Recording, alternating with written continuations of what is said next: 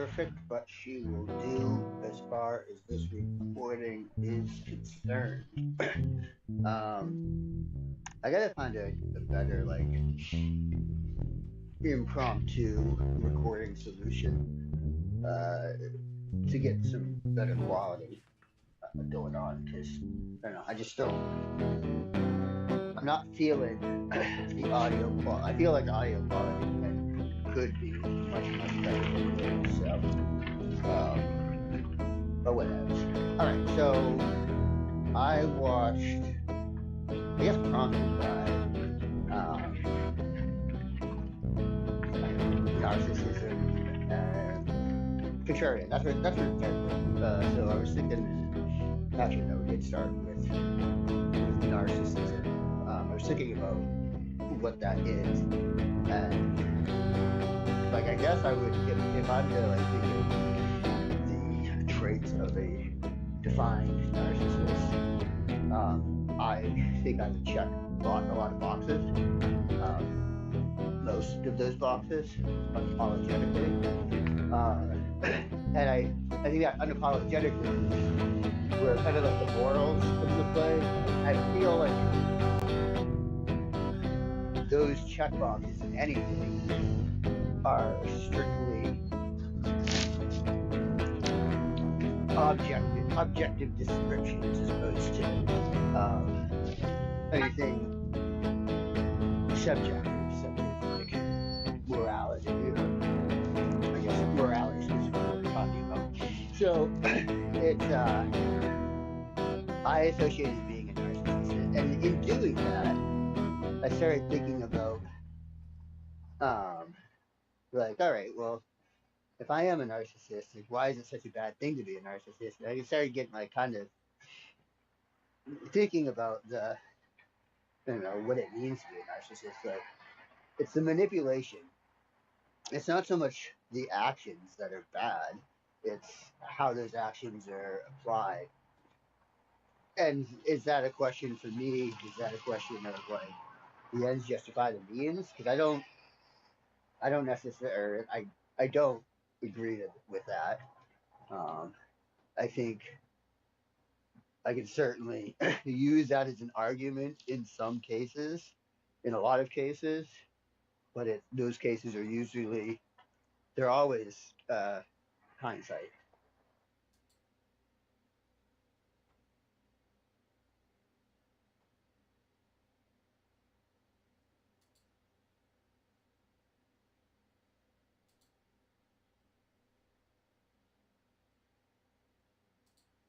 Please know that your written testimony will be entered into the record in its entirety. Accordingly, we ask that you summarize your testimony in 5 minutes, and we'll begin with Mr. Abraham. Chairman, ranking members, and members of the committee, thank you for the opportunity to testify. For most Americans, January 19th, 2025 was just an ordinary day. For my family, it was a day that our lives were permanently altered. That night, my 20-year-old daughter, Katie, was riding with friends in Urbana, Illinois, visiting University of Illinois friends, going to that college. The vehicle was stopped at a red light. They were exactly where they were supposed to be. They were obeying laws and posed a danger to no one. In a matter of seconds, an intoxicated illegal immigrant driving nearly 80 miles an hour crashed into the back of their idle vehicle. Katie was killed. Another young woman was killed. 3 other young people suffered serious injuries. My daughter's future ended in that intersection. Katie was bright, compassionate, athletic, and deeply loved. Today, instead of watching her graduate from college this year, begin a career, build a family of her own, we visit and tend to her grave. The individual responsible, Julio Cucabol, a Guatemalan national who was previously deported and re-entered illegally in the United States in 2022. After the crash, he fled, leaving the death and destruction behind him, but was later apprehended in Texas. As devastating as Katie's death is, what brings me here before Congress is not what happened that night. It's everything that happened before it. A previously deported individual, illegally returned to the United States, remained here, obtained an Illinois driver's license, and ultimately killed 2 women. Those are not my opinions, those are facts. During court proceedings, Bull testified through an interpreter that he could not read, write, or speak English or Spanish. He communicated primarily with Kaichi, an indigenous Mayan Guatemalan language. Imagine the struggles of translators there. Yet he was issued a valid Illinois driver's license, which raises serious questions. How was competency evaluated?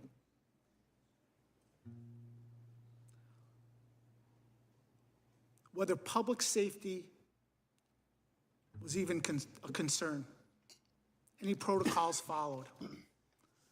Accountability cannot change what happened to Katie, but it can help prevent similar tragedies.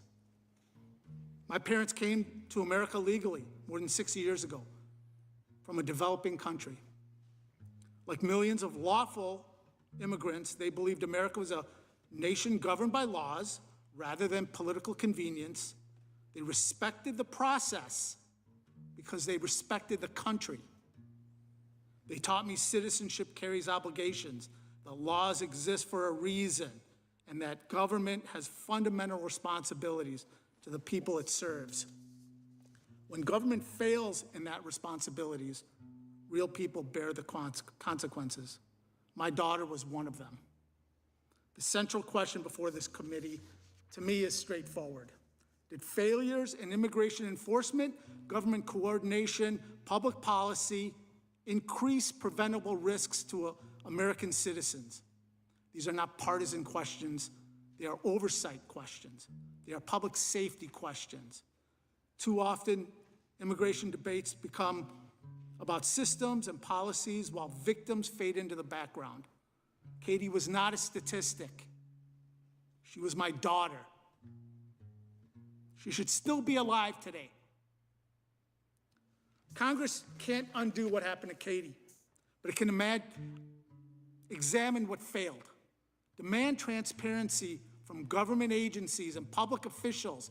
Insist that policies be judged not by their intentions, by their outcomes. Katie lost her future January 19th, 2025. My family lost ours with her. I ask this committee to demand full transparency, identify the failures that allowed a previously deported individual to illegally return, remain in this country, obtain a driver's license, and ultimately kill 2 young women. Hold government accountable, strengthen coordination between federal, state, and local authorities, and judge every policy by one simple question. Would this better protect the next American stopped at a red light? Thank you. Thank you for your testimony. We'll next hear from Ms. Pierce. Chairman McClintock, Ranking Member Jayapal, thank you for the opportunity to speak today. I'd like to start by saying, Mr. Abraham and Mrs. Gorman, I'm incredibly sorry for your losses. No one should suffer like your families have suffered, and I honor and admire your bravery in being here today. My name is Sarah Pierce. I'm Director of Social Policy at Third Way. Third Way has a long history of saying things that both Democrats and Republicans dislike, so let me start there. The Biden administration's border policies were inexcusable. The Trump administration's interior enforcement policies are also inexcusable. My testimony today focuses on why. I have 3 main points. First, sanctuary policies do not prevent ICE from enforcing federal law. Every jurisdiction, including self-proclaimed sanctuaries, participates in immigration enforcement. When someone is booked, fingerprints are checked against federal databases, and ICE has access to that. ICE has federal authority, agents, databases, and now extraordinary funding. $113.5 billion in supplemental funding through 2029. This is more than the combined operating budgets of every local law enforcement jurisdiction in America. Meanwhile, state and local law enforcement are starved for resources. 3/4 of local police departments have fewer than 25 officers. They handle crime, overdoses, sensitive community calls. Asking them to absorb federal duties pulls them away from their local obligations. The focus should be on how cooperation can advance public safety and support local policing.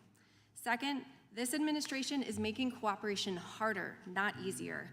Local jurisdictions need to trust federal partners before they lend them local resources.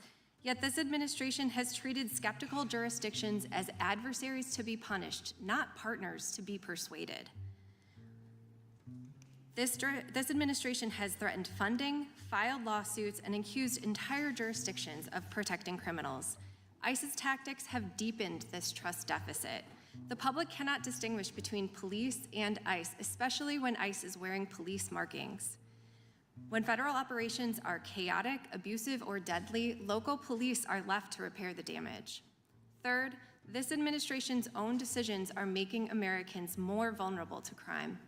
Federal law enforcement are abandoning serious work in favor of immigration enforcement. In San Francisco, federal drug dealing prosecutions fell by more than half after federal agents were redirected to immigration enforcement. In Minnesota, Hennepin County's top prosecutor said federal agents were bringing criminal cases to her because they were too busy with immigration work. In addition, tens of thousands of federal agents with specialized experience in child exploitation, human trafficking, arms trafficking, and violent crime have been diverted from their primary public safety missions to instead focus on immigration enforcement. That's especially dangerous for child exploitation cases which require specialized resources and personnel. When those agents get reassigned, children wait longer to be found, and predators get more time to harm them. The Department of Justice is also weakening public safety infrastructure by delaying and canceling grants. Each year, the Department of Justice grants billions for police hiring, prosecutors, and victim services across the United States.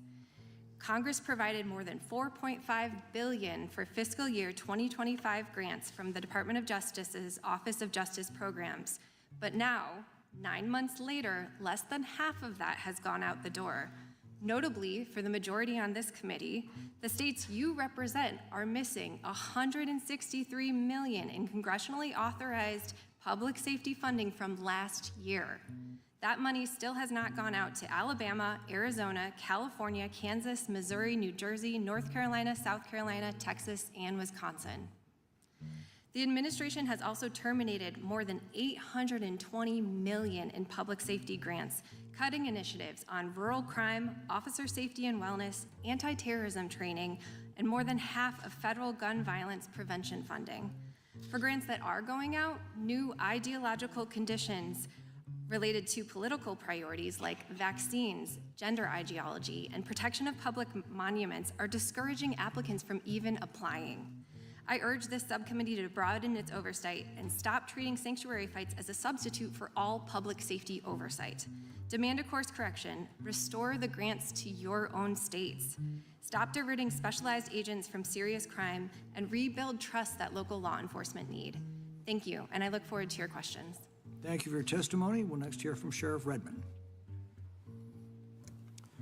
Distinguished members of the committee, today I would like to share my perspective on the impacts illegal immigration has had on a small rural county such as Amador.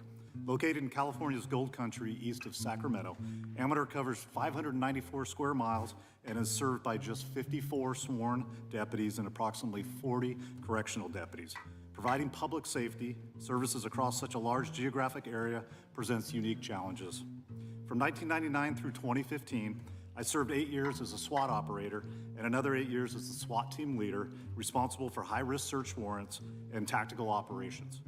During that time, many large-scale illegal marijuana cultivation operations in Amador and neighboring counties were controlled by the Mexican drug cartels.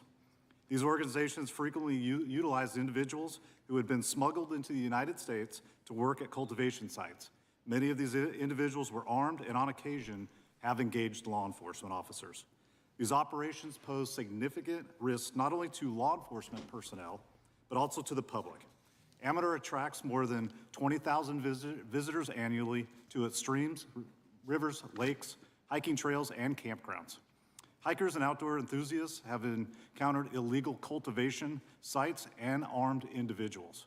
Cartels also smuggled banned pesticides into the region, causing substantial environmental damage and harming local wildlife. Between 2015 and 2025, Amador County investigated 73 illegal marijuana cultivation operations involving individuals to be believed unlawfully present in the United States.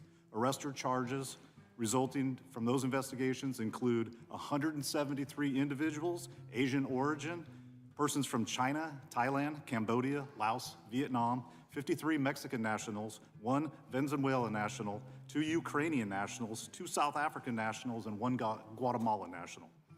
Since President Trump returned to office and federal immigration enforcement priorities have changed, we have cooperated with ICE to the fullest extent permitted under California's SB 54 sanctuary law. As sheriff, my highest priority is protecting public safety. In early 2025, I made the decision that I would not knowingly release an undocumented criminal offender who posed a significant public safety risk back into the community, even if doing so placed me at odds with SB 54. On September 2nd, 2024, my office received a report involving a 14-year-old girl who disclosed to her cousin that her uncle, Diaz Mendoza, age 48, had been touching her over her clothing in the vaginal area. A deputy responded to the lake where she was present, interviewed the visibly distraught victim. She reported the abuse had been occurring for approximately 5 months outside of Amador County. My deputy interviewed the suspect and established probable cause to arrest him for felony lewd acts involving a minor. 2 days later, the suspect appeared in court and was released by the judge. In 2025, I was informed by our probation department that Diaz Mendoza had entered into a plea agreement negotiated by an Amador County deputy district attorney. The agreement reduced the case to a misdemeanor offense with credit time served and suspended probation sentence. I was advised that the plea agreement was structured, at least in part, because of my publicly stated position regarding cooperation with ICE and the likelihood that ICE would be notified upon his release. Upon learning of the plea agreement, I immediately contacted ICE and requested the agents take him into custody upon his release from court. Due to the limited notice, ICE was unable to respond that day. However, agents did locate and arrest him approximately 2 weeks later. We subsequently informed the victim and her mother, both of whom expressed appreciation for our efforts and relief that he would no longer have access to this 14-year-old victim. Since 2025, I have contacted ICE 8 times regarding removals authorized under SB 54 within my jail.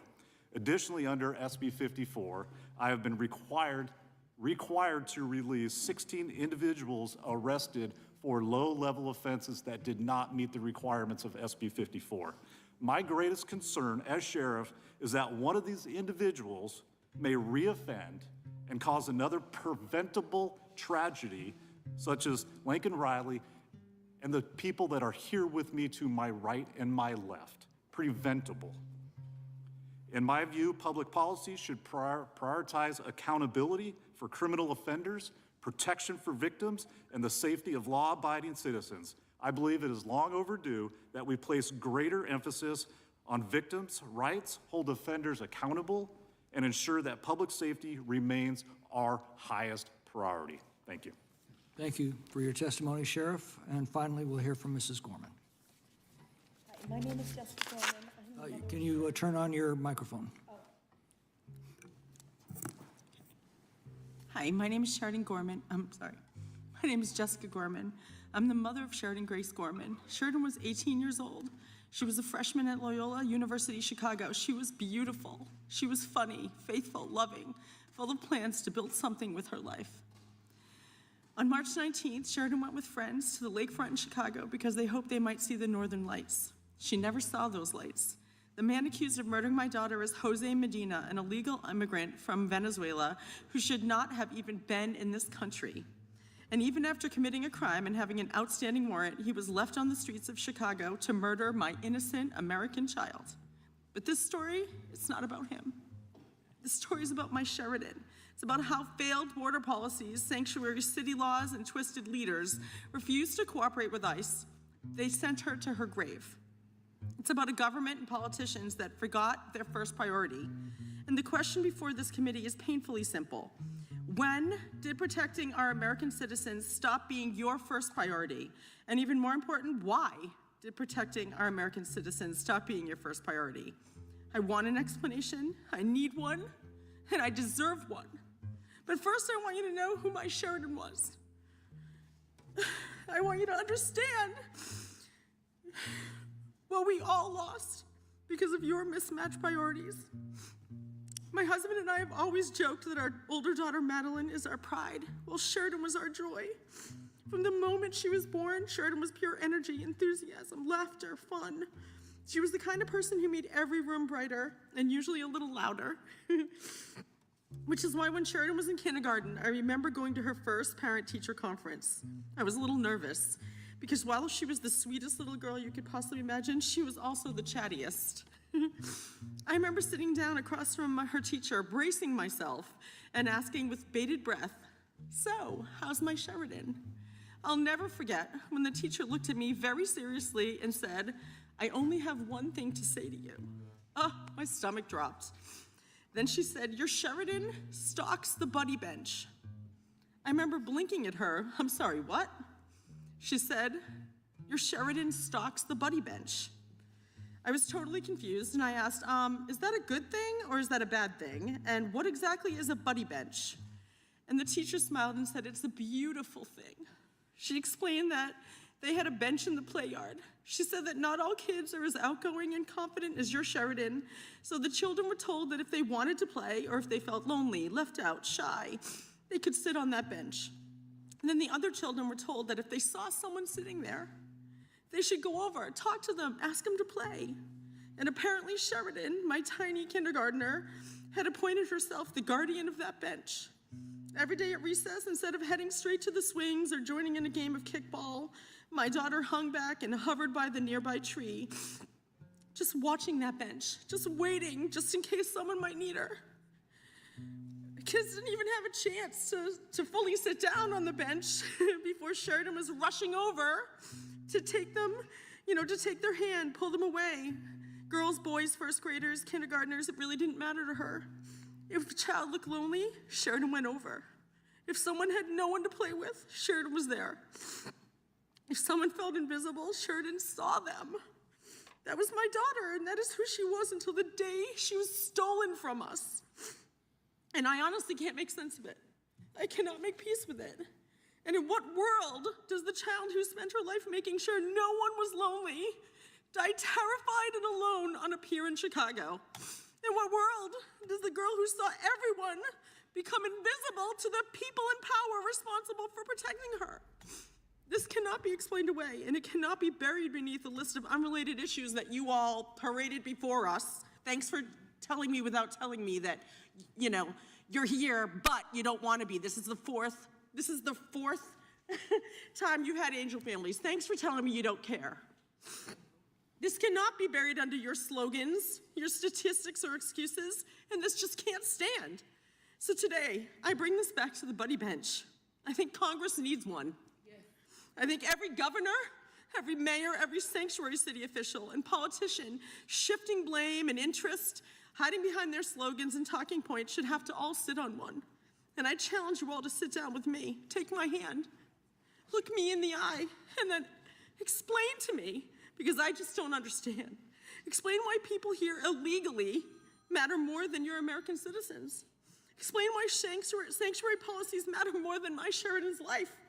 Explain why cooperation with ICE was too much to ask for, but asking our American parents to bury our children is somehow acceptable. Ask me. I need you to tell me.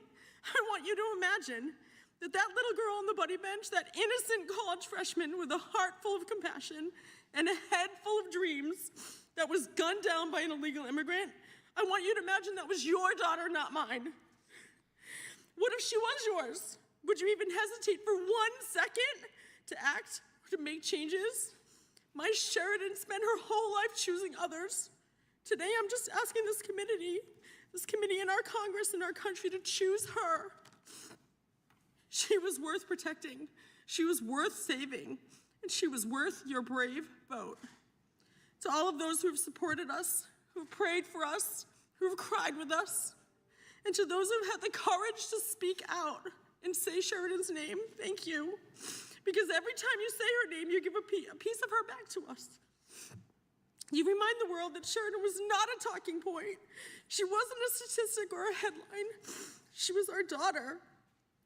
She will always be my sweet sunshine. And if the people who failed her would rather look away, then I'm asking the rest of you to look right at her. Here she is. There's she and I. Here she is. This is taken the day before she died. Say her name, tell her story, and demand better. Because my Sheridan Grace Gorman should still be alive.